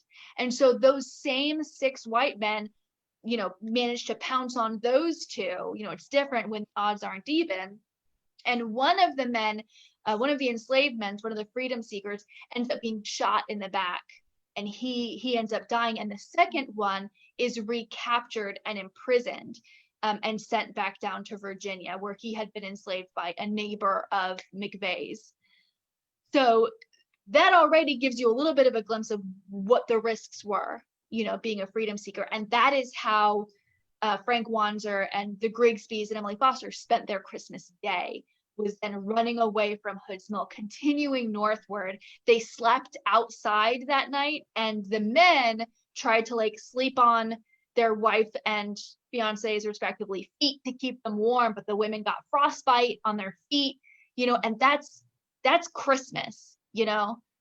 There's the Nicholas Cresswell and the West Point eggnog, and then it's a whole different side of the coin. The day after Christmas, when they get up the next day, they manage to make it all the way to Columbia, Pennsylvania. So in the course of 3 days, they've gone from near, the Aldie Middleburg area up to Columbia, Pennsylvania, which is not only a railroad hub, but is also an underground railroad hub. There is a man there, William Whipper, who was, again, a free African American, who actually owned 26 rail cars. And this is one of those fun things where the Underground Railroad is a real railroad. Like literal railroad. Yes, for a hot second. So the group of them stay there for a few days before William Whipper sends them on a false ended rail car, right? So the rail car has a false end and they're here in this little compartment. Super cool. And he sends them to Philadelphia on the 1st of the new year. From Philadelphia, they're sent to Syracuse. In Syracuse, Emily and Frank finally get married, and they say that when they write down what they did, they like to say they got married on the Underground Railroad, which is really cool. It's awesome. And then eventually by late January, they end up in Canada, and they're living in Ontario, where they all remain living together for perpetuity for the rest of their lives. So that, in a nutshell, is is their experience. And one of the reasons we know this is because while they are in Philadelphia, another man who works on the Underground Railroad, William Stills, I'm sorry, he actually takes down their account. This is another free African American. And as an operative on the Underground Railroad, he writes down the account of everyone who comes through. And in 1872, he publishes a book about them. And it's really fascinating because the sympathy and the empathy that these people are treated with, which they are not treated with when being talked about from their places of origin, right? So in the wanted ads, they are man, woman, they are slave, they are servant, they are property. But in William Still's account in the book, they are victors, right? Because they've won their freedom. They are esteemed individuals. They are intelligent. They are smart. They are described as being beautiful, as aesthetically pleasing. And it's really, I don't know, it's really poignant to see how many miles away did you have to be seen that way or treated that way. And now that being able to be the record that is left behind. And I wanted to kind of end, there's more to this story, because we do know that one of the members comes back to free other relatives. But I wanted to leave with a description of why these individuals said they left, because that's one thing that William still asks is like, so why escape? Why leave? The myth at the time in the South is that, enslaved people really need direction and ownership, and they really profit from this kind of a lifestyle. And we get a few different examples of why enslaved people did want their freedom. So for Mary Elizabeth and her sister Emily, again, they were enslaved by Townsend McVeigh, kind of on that Fauquier-Loudon border. And overall, they said that Townsend himself was a decent man, a decent master, but that his wife, Mary, was the real disciplinarian among the two.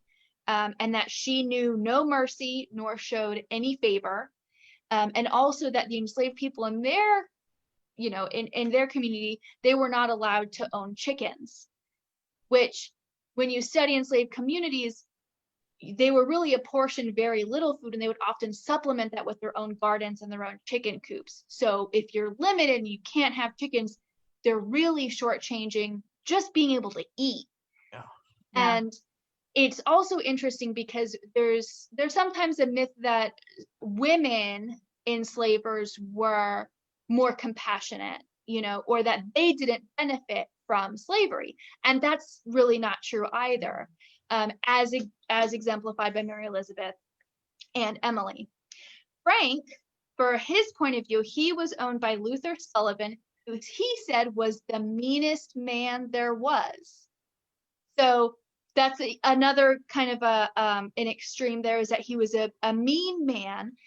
Frank's own mother, Frank is about 25 at this point, Frank's own mother and two siblings were sold to Georgia only a few years before 1855. So Frank is living in a household that is teetering, right? Who's next? Right. My mother is gone. She's in a state I've never been to. None of us can read or write to send 124 pages of Christmas letters, right? Mm-hmm. That's that. And if I stay here, there's no way I can get in contact with her. Sullivan also apparently owed a lot of money, and creditors, as far as Frank knew, creditors were going to come calling. And in talking too about annual due dates, sometimes those debts, those payments would be called up at the new year. So if we're at Christmas time, I don't know, Frank might be seeing the writing on the wall. Mm-hmm. It turns out he was right, by the way. Luther Sullivan ended up in 1860, he had to move to DC. He was out of money and he became a clerk. So, and then last, Barnaby Grigsby was owned by William Rogers at Pheasant's-Eye, which is near Aldie. He said that, you know what, Mr. Rogers is not so bad. But what he said was, I want to live by the sweat of my own brow, as all men ought to live. and so that's, it doesn't matter what the treatment was like, you still want your freedom, and so that was really Barnaby's case. So I'm sorry if I brought down the mood. Hey, they got out. They did. It's a happy story for those families. Good for them. Cheers to the Wandsers and the Grigsbys. And Marie, our friends at Civil War Trails, I know they're working on a marker near Edwards Ferry for Basil Newman. Yeah. And they asked if there's any connection between Basil Newman and anyone you mentioned. Yes, Basil Newman was among the first generation of Newmans to operate Edwards Ferry. There were 3 generations, and I don't recall the first name, but it was Basil's son or nephew who was running the ferry when the Wandsers and the Grigsbys made their way northwards. I think Basil had already passed away by 1855. Wow.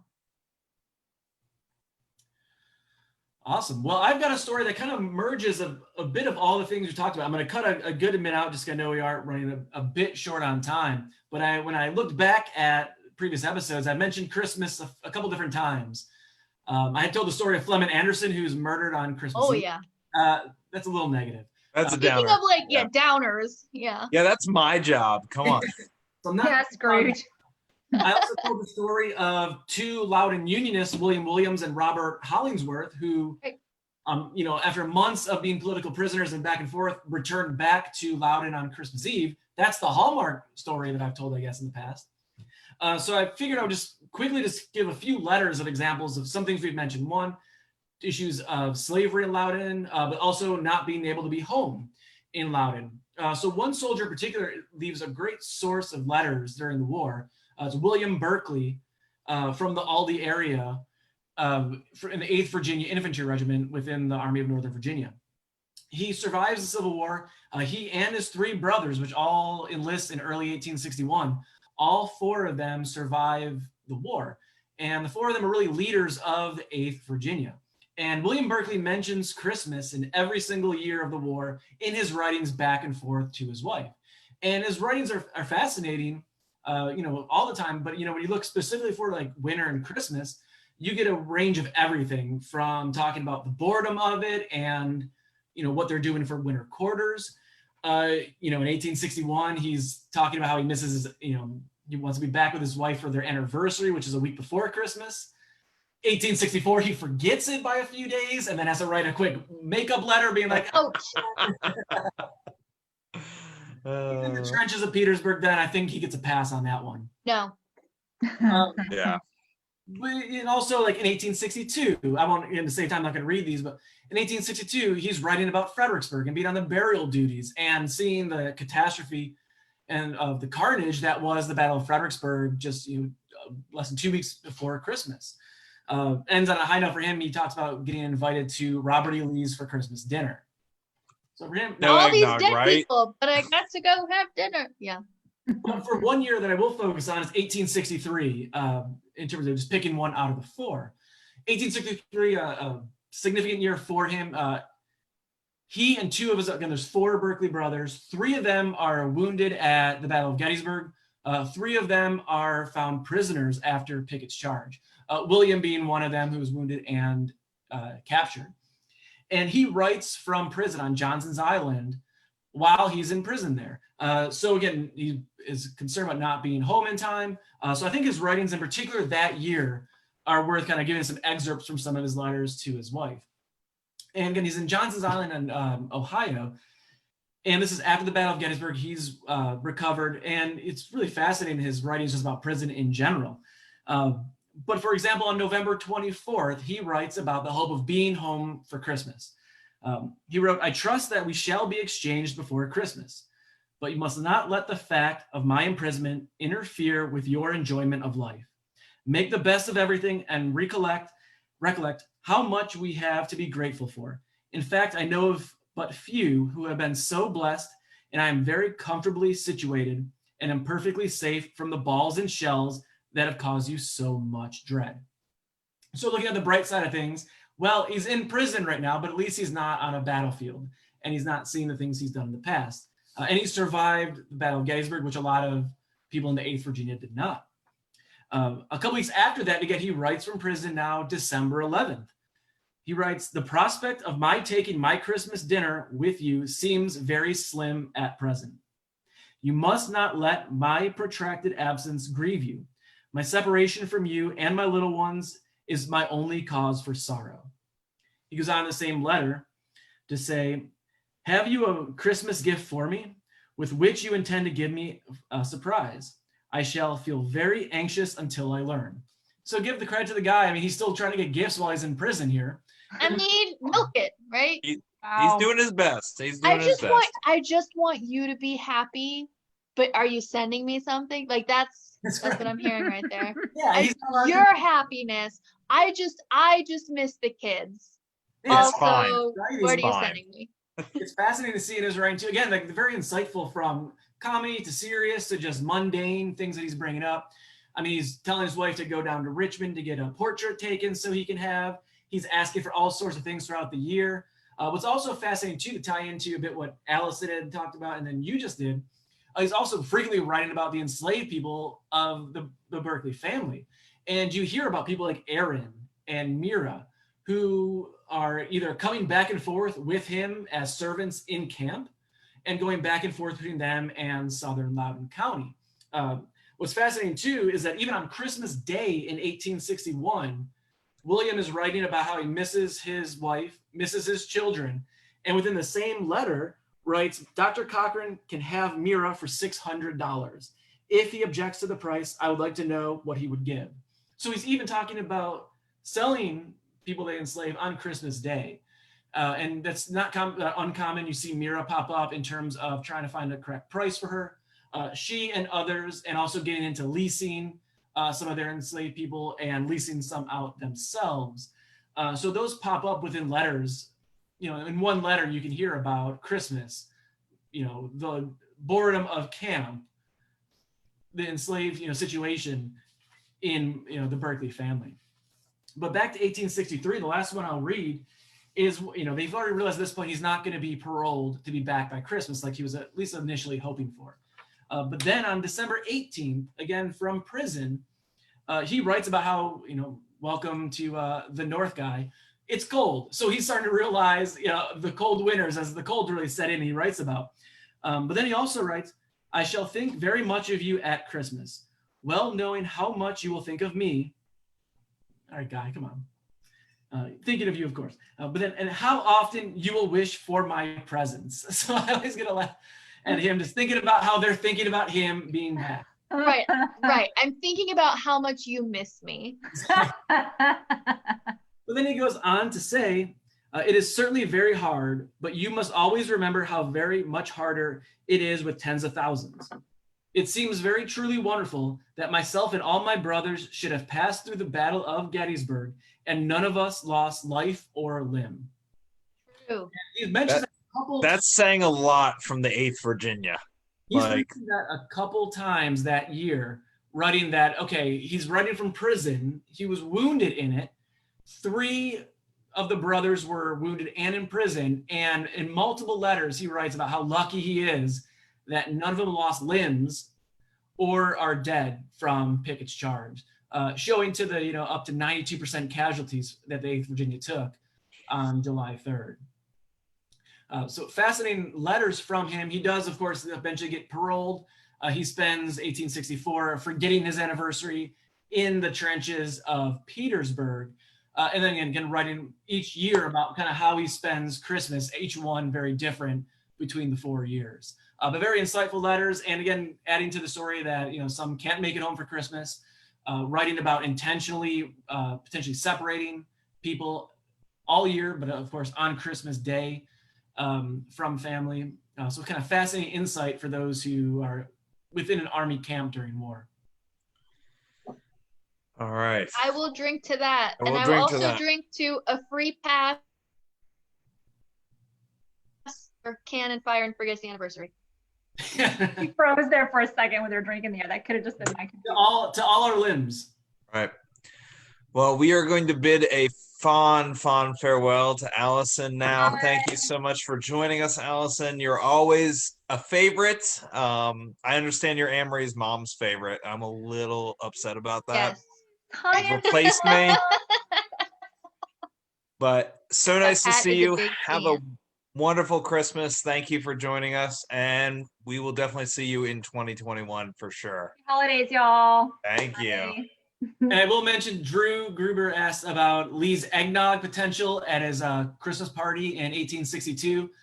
Considering the nerd that Robert E. Lee was in his time as West Point and only getting what 1 or 3 demerits, I'm gonna guess it was lacking the whiskey or brandy in the nog. Yeah, or maybe it came with like a wink and a nod. All right, without further ado, I would like to go ahead and invite our next guest on. You will recognize him from a myriad of programs we've had this year. It is none other than Mr. Jim Tobb. Yay! Jim, get in here. You're on. Come on, Hey. bud. I You're didn't on. see you there.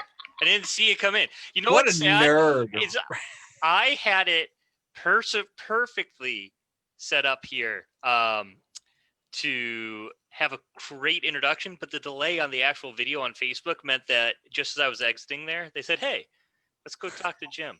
Yeah. It's fine. I'm a professional, guys. This is what it means. When you say, "Hey, I'm going to go get a degree in history," this is what's waiting. This is You the know? best you can hope for. This is This- it. It doesn't this is get any it. better. It doesn't. It does not get. Yeah, look at Travis. Look at Joe. This is They're the great. uniform. This is the life.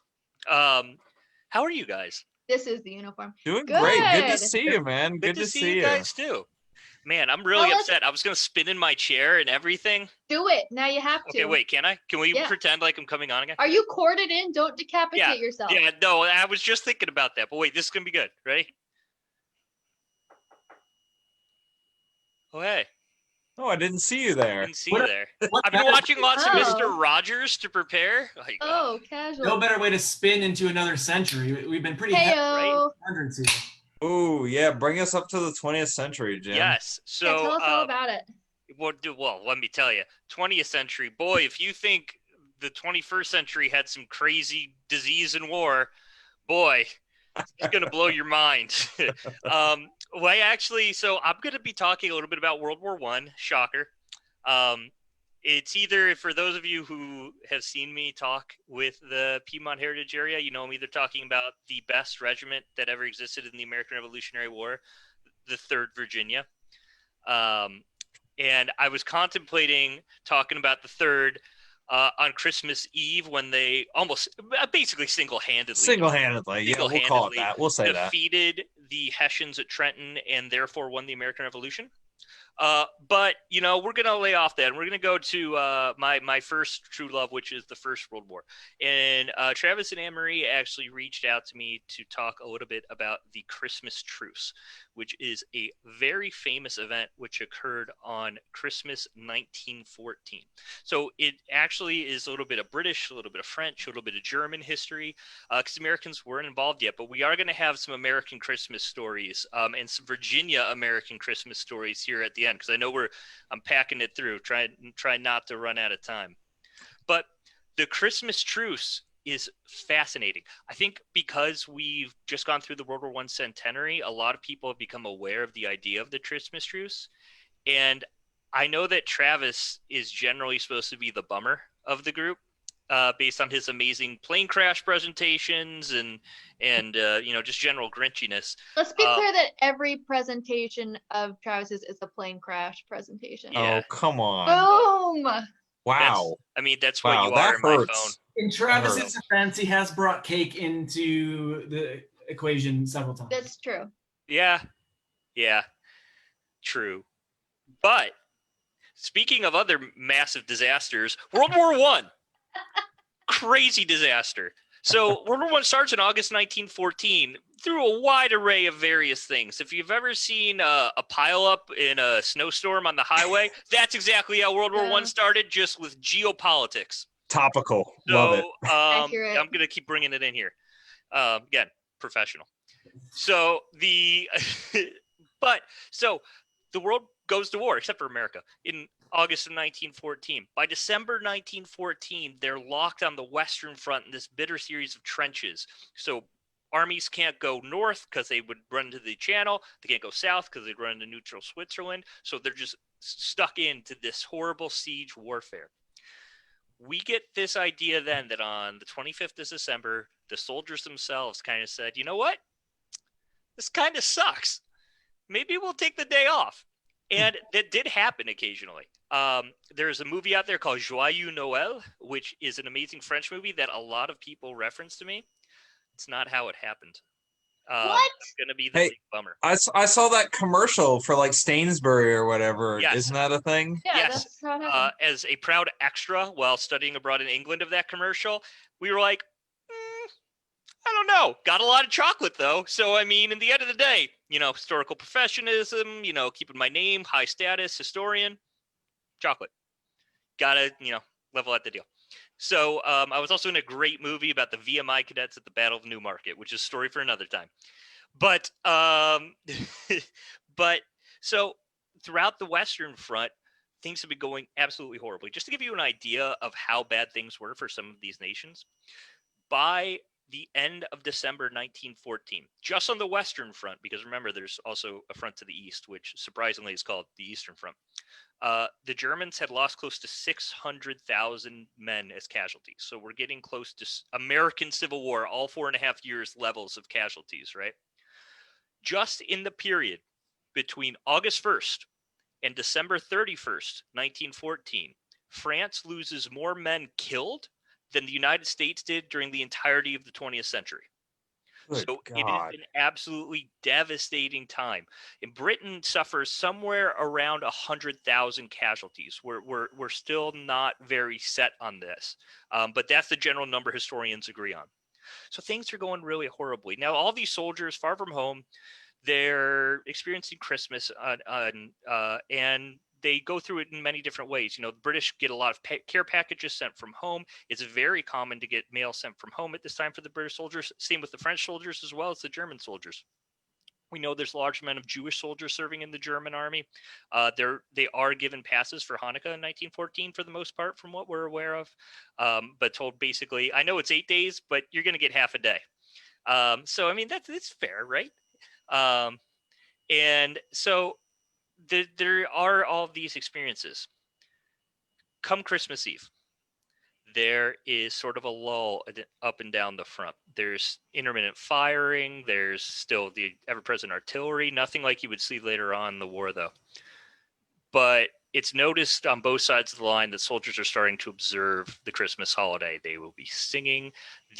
There are constant British reports, many of which I have here, and I won't read all of them to you, talking about, hey, you know how we're supposed to be like camouflaged? The Germans are putting trees up with lights on them. Can't really figure this one out. So there's other interesting things that the soldiers are doing. The 2nd Battalion of the Suffolk Regiment, which is out of the line resting, is giving a football to being a soccer ball being issued to all companies, and the companies are playing soccer, but unfortunately we got bombed by hostile aircraft and the pitch was destroyed, so we can't play anymore. That's probably the average experience on the Western Front. We start to see a little bit of mingling. We have photographs of soldiers in no man's land, which is that area between the two trenches, actually intermixing with each other, exchanging souvenirs, exchanging alcohol, exchanging food. So it certainly exists. We do see it based on who's working with each other. We know that the Germans did not really want to do this with the French. There's a ongoing animosity. We know that they would prefer to have these sort of truces, and they got along much better with English soldiers, mainly because a lot of Germans had been working in London. A lot of Germans spoke very good English, much like today. I had 2 German roommates in grad school, and I was amazed that they spoke American way gooder than me. So, they're, You fail English? That's impossible. Why use many word when small word good? It's fine. But so we know that the Germans tended to get along much better with the English soldiers over, say, Scottish soldiers, and especially soldiers from certain colonies, particularly colonies like India, Africa, where we'd really say it's non-white soldiers, because there was a certain fear that both the British and the German high command had sort of propagated towards these soldiers, saying these are bloodthirsty killers, they don't take prisoners.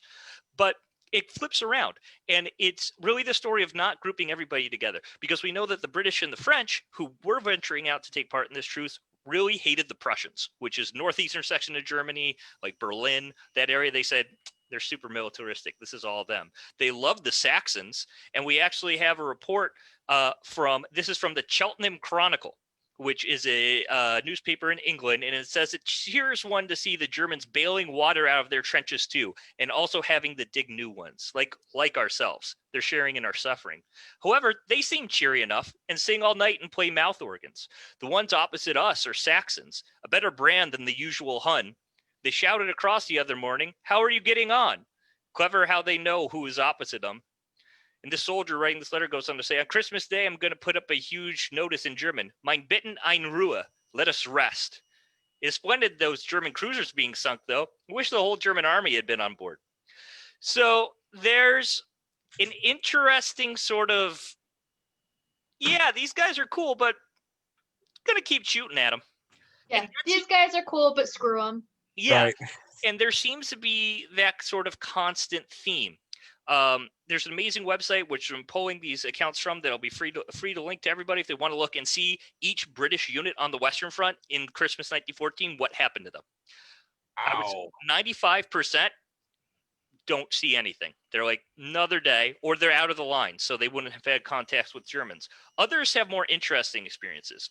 The local unit where I was doing my master's degree, the 1st Battalion of the Cameronians, the Scottish Rifles, who were out of Glasgow, have a group of Germans who we think are Saxons based on lining up the maps of both sides, get out of their trench and say, hey, you guys want to take the day off? Come get some Christmas. stops. Yeah. They are immediately opened up upon with rapid rifle fire. Yeah, and Merry Christmas. A Scotsman shouts Keep the out, change. you've been shooting at us for 6 months. Why do you want to be friends with us now? Ooh, So- thanks for the accent on that. When watching certain movies, it comes out, but otherwise, not so much. So it does happen, but not to the extent that you see often, like in that Sainsbury's commercial. I think it was a Cadbury's chocolate commercial. There was also a bread commercial. But so there are certain instances of this. We know soldiers from the London Rifle Brigade do take part, which is a British territorial, kind of like a National Guard unit, do take part in interactions with German soldiers in no man's land. Critically, and the big expert on this is a guy named Taft Gillingham, who I respect immensely. He's devoted years of research to this, says there is not a single instance having been found of soldiers playing soccer with each other in no man's land. That is a post-war fabrication. The only account we know that mentions that is a guy who did not arrive on the Western Front until 1916. Boo. So I'm sorry to sort of break it, but it also, as historians, it gives us a really interesting look as to how do these myths appear. Yeah, that's what I was going to ask is, Yeah. if we have these commercials, we have this movie, we have all this media that tells us this was a thing. Yeah, That exactly. this was widespread across the front, that this, common soldiers on each side So laid down their arms. How did this happen? This is what really fascinates me as a historian, as well as the actual physical accounts from the soldiers we know were there. And we know for all time periods we've talked about, people love to claim, hey, I was at the Battle of Gettysburg. Well, you weren't. Favorite monument at the Battle of Gettysburg is the 83rd New York, who were right behind the Pennsylvania monument. And they said, let's put our monument at Gettysburg, even though they were not at the Battle of Gettysburg. This is a kind of similar situation. So there's lots of stuff like this. I think the first real stories you get regarding the Christmas truce come out in the 1960s. It's a very anti-war era, and people want to start to see. I mean, Vietnam's going on for Americans. Likewise, Britain is involved in colonial wars in Malaya and in Africa. So there's this sense of, we want to start seeing this sort of, more peaceful ideal of these soldiers who didn't want to be butchers, following their bungling leaders into action. Blackadder is a perfect example. And of this is also a time period where the original veterans are starting to fade away. Exactly. The generation is starting to die off. Exactly. So they're starting to go away, fade away. And much like you see with, older people, any time period, you can talk to, up through the past few years, you can talk to several World War II vets who could swear they saw something that was actually in the movie Saving Private Ryan. So you do start to see this memory sort of changing, and it's sad. It's natural. It happens with old age, but that happens. But the big pusher is coming back to this movie again. This movie called Joyeux Noël, which I loved as a kid. It means Merry Christmas in French, and it goes into utilizing history for modern day purposes. And that's the main reason the Christmas truce still exists. This myth of the Christmas truce that historians are headstrong and really trying to fight. And this political, and this is something very topical for today, of course. But this political sort of movement is, if you look at the trail at the end of the movie, you'll notice the movie was completely funded by the European Union. Deep state. Yeah. Fake news. Wow. So there are these sort of, and it's not a bad message. Hey, maybe Europeans shouldn't fight each other. Maybe nobody should fight each other. I don't know. I'm not Let's like, eat chocolate. yeah, exactly. Chocolate and bread. So it's not, in this case, not necessarily a bad message, but it shows how any sort of message that might work for contemporary people can use history to construe the actual facts of that history.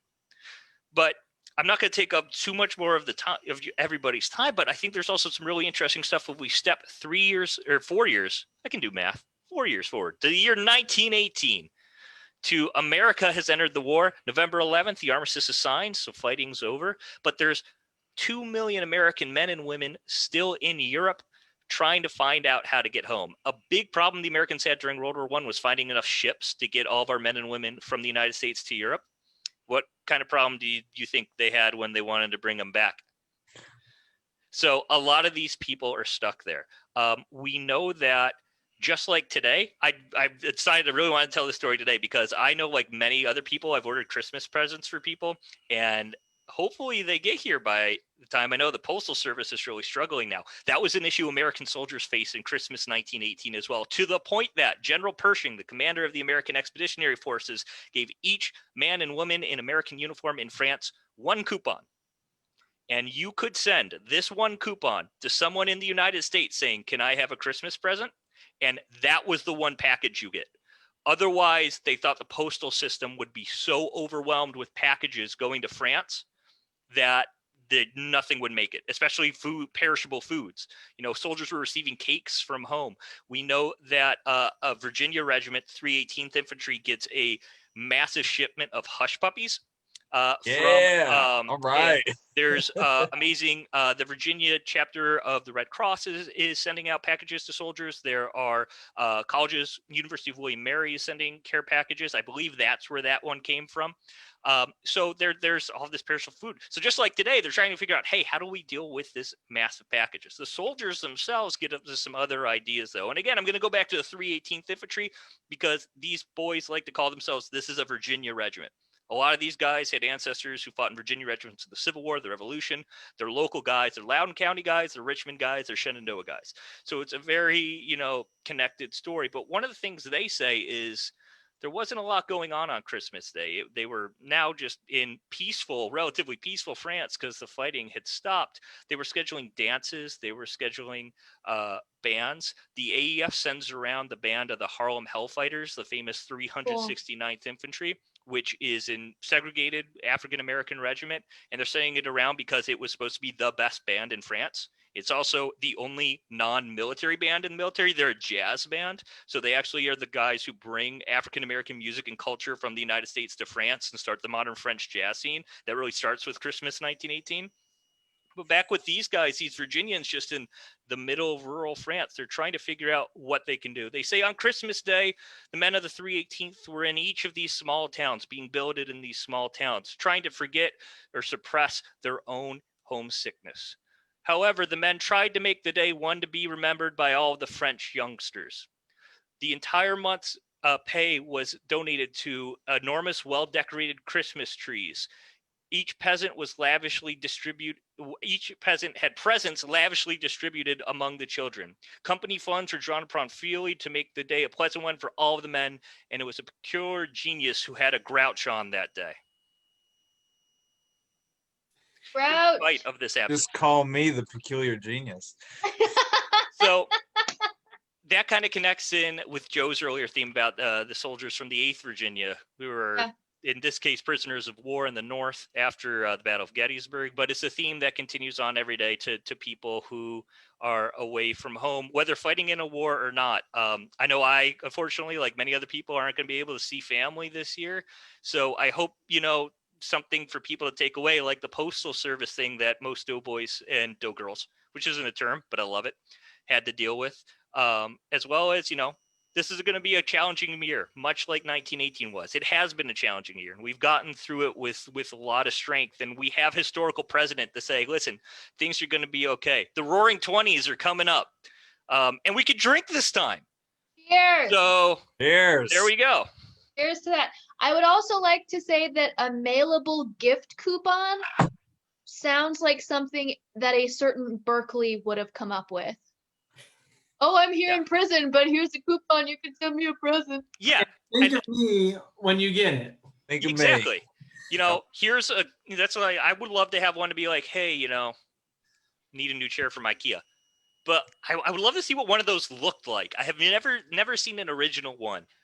So I would love to, because I would end up just mailing it out as my Christmas card every year. Yeah, here you go. Send me a present.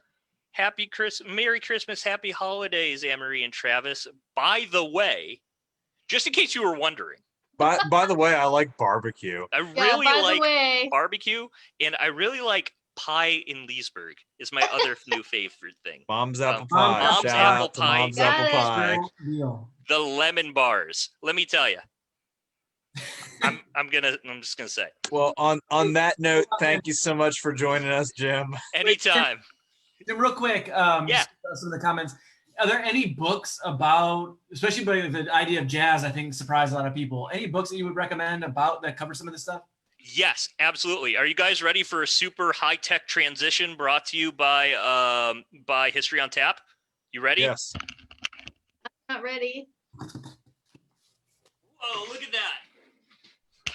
Wow. That was so professional. So prepared. I love this. Harlem's Rattlers in the Great War by Dr. Jeffrey Salmon. This is the overall history of the entire Harlem Hellfighters, the 369th Infantry. But it covers why the band was so important to people, especially the African-American community here in the United States, and sort of the American foreign mission in Europe, because they sent them all over war-torn Europe as kind of like a, just this is how good we have it in America. This is American culture. You see this quite often today with things like the Marshall scholarships or various other sort of State Department missions. But this is arguably the first example of it, and it was through the Harlem Hellfighters, which were one of the best fighting regiments in the U.S. Army. Fortunately, it's a sign of the times that they were segregated. It was all African-American soldiers led by white officers, except for the band. The band had African-American officers in charge. James Reese Europe was the conductor, a famous conductor who went around the country recruiting African-American musicians to play in the band of the regiment. But absolutely fascinating book, absolutely fascinating story. And there are several locals in the 369th, of which we talked to a few descendants, I think 2 months ago, just about. Yeah, just a month ago or so. Yeah, even though they're called the Harlem Hellfighters, Virginia connections to them as well. Absolutely. Well, thank you so much, Jim. And speaking of music, one of our most popular episodes this past year was our episode on music, on dance, and on the connections, the historical connections that music brings to us. So it is our great pleasure to welcome back Bess Putnam, not only an incredibly talented musician, but also one of the board members for the Virginia Piedmont Heritage Area. And Bess is going to share a little bit of her family's Christmas traditions as well as a song for us. Hi, everybody. I'm sorry, I want to see everybody who's here. And I'm still trying to learn. Hello. There you go. Hi, everybody. How are you guys doing? Good to see you. We're good. Good to see you, Bess. You guys look so fun. Are you the Grinch, Travis? I am the Grinch. Yes. Yes. Wonderful. You needed to be on brand for tonight. So. Very on brand. I love it. So Anne-Marie had asked me to share a Christmas tradition, and ours is kind of a long story. So number one, our tradition that is kind of unique is a Celtic tradition which honors farm animals for being the first to welcome Christ into their homes and into their hearts. And so for every Christmas Eve, we go and hang holly on all the gates for all of our cows. Which leads me to the second part of tonight. I met my husband in middle school, and the plan always was to go west and to be cowboys together. And that was the plan. It just so happened that I only made it about, as a crow flies, half a mile west from where I was born. But we do have about 175 cows at this point. And it turns out that all you need to be a cowboy is to have cows. And so the song that I chose this evening is called Christmas for Cowboys. I actually just heard the song for the first time a couple weeks ago. It's an old John Denver tune. I guess, I guess that's it.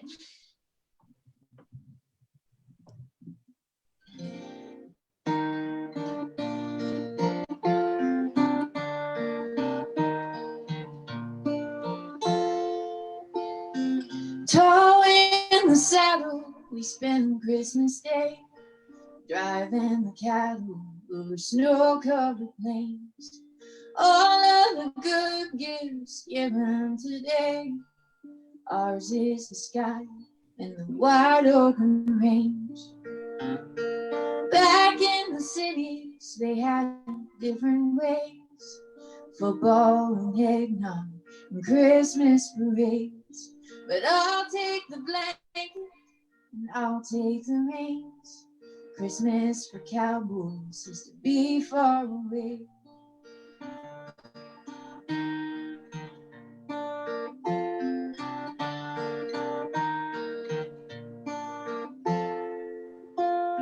A campfire for warmth as we stop for the night. The stars overhead are Christmas tree lights. The wind sings a hymn as we bow down to pray. Christmas for cowboys is to be far away. Christmas for cowboys. Christmas for cowboys. Christmas for cowboys. Christmas for cowboys in the wide open range.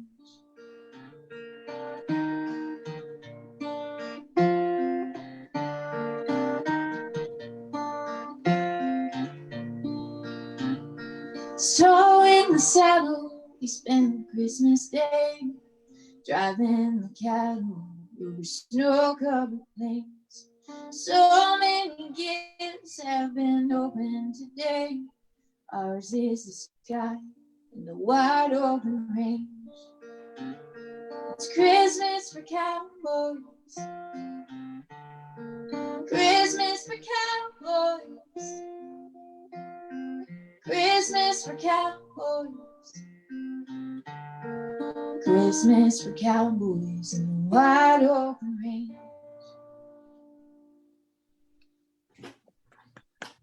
Thank you so much, Bess. Thank you, Bess. Thank you. That is for all the Virginia cattlemen. Merry Christmas. I'm adding in all of our speakers who joined us tonight. I'm sorry if it's a bit of a surprise if anyone's not on camera, but I wanted us all to have an opportunity to wish all of our viewers at home or wherever you are, to wish you guys happy holidays, safe holidays, and most of all, a very happy new year to all of you guys. Any follow-up notes? I would look at the comment section if you're going back. We've had some great comments. Andrea, who's been drinking Black Hoof, has been following those, sending some off. So go back and read those. Very entertaining. And again, this has been a tough year for everyone. So I would say thank you for joining us in person and the breweries that have hosted us. Thank you for those who have been guests and watched us either virtually or in person. So I want to give a good shout out to the scholars who couldn't be with us. You know, we've had so many fantastic guests this year. I want to give a special shout out to Dr. Stephanie Seal Walters, who just graduated the other day. I'm so insanely proud of you, Stephanie. Big shout out to my friend Dr. Jeff Tolbert, who couldn't be here tonight, another one of our guests, and to all the other guests who've joined us this year. It's been a fantastic bit of camaraderie in what otherwise has been a really crazy year. So this has helped get me through it personally. Thank everyone who's come to the events, either virtually or in person. It's been so wonderful to build this community. So thank you. And don't forget, in your end of year giving, memberships to any historic nonprofit fit into any stocking, no matter how many frozen potatoes are in them. Indeed, Absolutely. they do. Loudon Museum, you also get the stemless wine glass, which can be Ooh, That's a decent gift. just for clarity's sake, I checked. It can be used for bourbon in addition to wine. So it's multi-purpose wine glass you get with a membership. Glad you did the research there, Joe. Yeah. And the Virginia Piedmont Heritage area, we rely on your donations to help further our mission of preservation through education.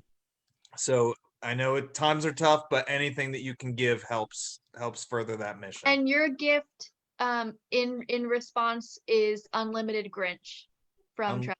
Unlimited Grinch. Which is going to be awkward in July, but But you we're gonna got be it. there. That's all Yeah. I'm already sweating in this thing. Hey Bess, if someone wants to hear, do you have like a playlist that we can find somehow of the songs you've done? You know, do you have like a thing That's a good question. That's a solid question. On Instagram, I have posted little snippets from concerts that I've done, and every once in a while, I just feel moved to post something. I don't know what's on Facebook and what's not. I apologize. I am awful about social media. It makes me super uncomfortable. I don't love any part of it. I do have a website, bluemountainsongbird.com, that I've posted several videos to. You are 100% right. I should probably get on that more. Definitely check out Blue Mountain Songbird and stay into next week. VPHA will have a special release featuring Bess Putnam herself. So, mark your Excellent calendars. news. Yeah. All right. Thank you all so much for joining us this evening. And please have a safe and happy holiday season, and we'll see you in 2021. See y'all Cheers. next Merry Christmas. Cheers. Bye. Merry Christmas. Cheers.